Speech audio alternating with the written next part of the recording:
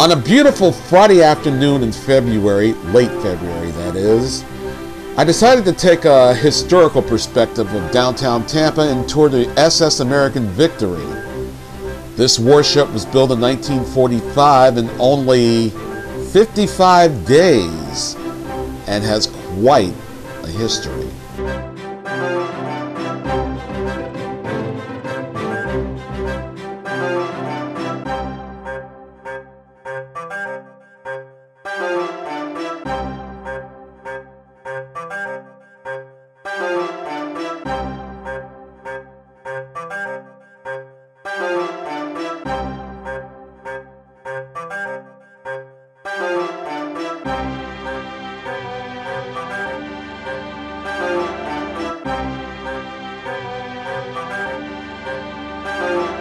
Decks are open to go on in and check them out.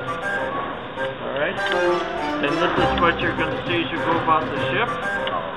At the end of your tour, remember to check out our little ship store behind you. And also remember to sign up.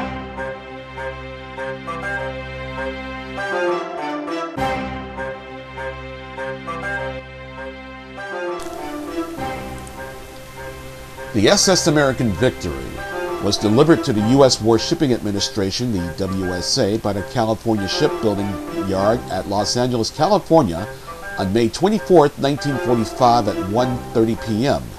The 442nd ship constructed by the shipyard with WSA hull designation number 792. She was named after American University in Washington, D.C. to honor the school's contributions to war training and weapons research during both World War I and World War II.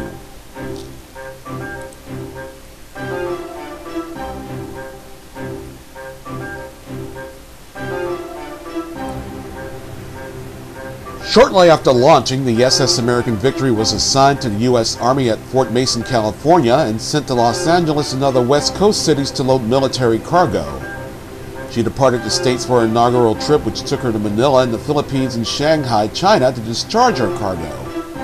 In November 1945, she sailed to Calcutta and Port Said, Egypt, to load military cargo, returning to New York in January 1946 to discharge the cargo.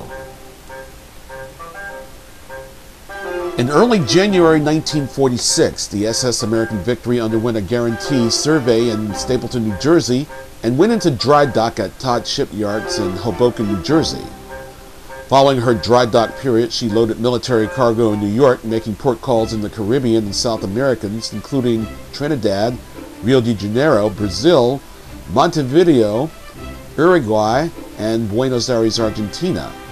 She returned to New York in June 1946, and after undergoing an annual survey, was chartered by the American Export Lines until November 1947.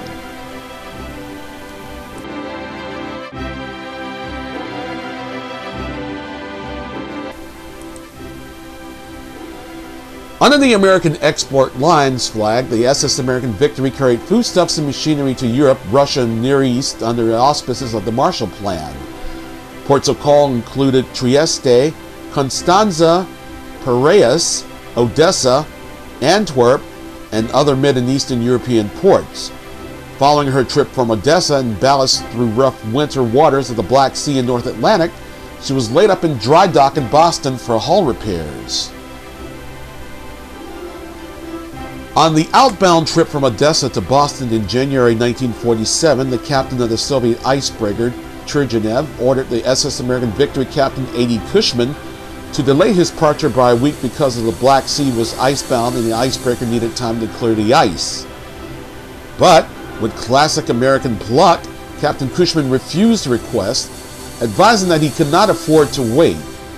He then set sail using the SS American Victory as an icebreaker, much to the chagrin of the Soviet captain. She led several other ships out of the harbor and into the ice, including the Turgenev.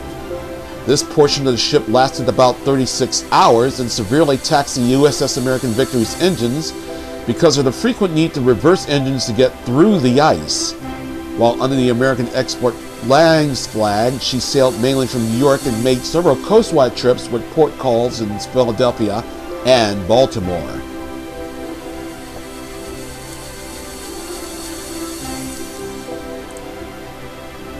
The U.S. Navigation Company chartered the SS American Victory on February 15th under the General Agency Agreement Charter. This charter was changed to a bareboat arrangement 1 month later on March 19, 1951. The quick change in charter status likely covering the time necessary to break her out of the Hudson River Reserve Fleet and ready for sea. She was again chartered by the U.S. Navigation on February 21, 1952, and then until December 1952, the SS American Victory supplied American and United Nations troops through the Korean War from ports in the United States and Japan. On December 30th, 1952, the SS American Victory was chartered under a government agency agreement to Dickman, Wright & Pugh Incorporated. This firm is believed to have been a vessel operating agency, sailing the SS American Victory for the government, carrying military cargo vehicles and equipment during and after the Korean War, which ended on July 27, 1953.